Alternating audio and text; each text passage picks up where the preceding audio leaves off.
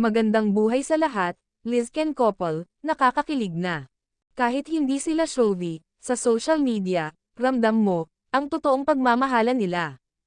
At nakaka-good vibes, ang kasiyahan, at galak, ni Enrique Hill.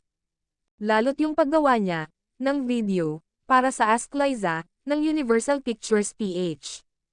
At siya unang naisalang, at sumunod naman, si Miss Dolly, James Reid, Lizaviers fan, and Lizanians fan. Nakakatuwa din, ang response ni Hopi, sa tanong sa kanya, ni Ken. Tinatanong kasi ni Ken, kung ano ang role ni Hopi, sa Lisa Frankenstein. Nagpasalamat nga si Hopi, sa tanong ni Ken, at ang cute, ng pagtawag nito sa binata, ng high K nito, at natatawa pa, si Hopi. Paano ba naman, binanggit ni Hopi, even he know what happened to the story. Nanggaling na mismo, sa bibig ni Hopi yarn.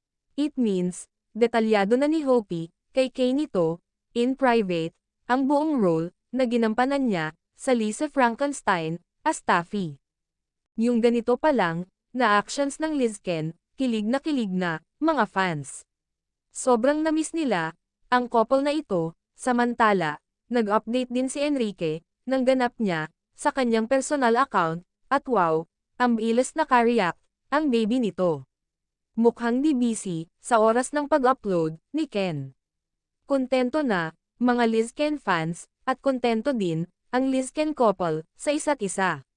The best fan react, only Liz-Ken, is not, the stereotype couple. They are independent, minded, unconventional, wise, not swayed, by the typical Pinoy celebrity, pairs in showbiz. I salute them, for pursuing their dreams, independently, preparing their future, and doing, and enjoying their craft, not depending, on each other. This is rare, among celebrity couples. M Forever fan.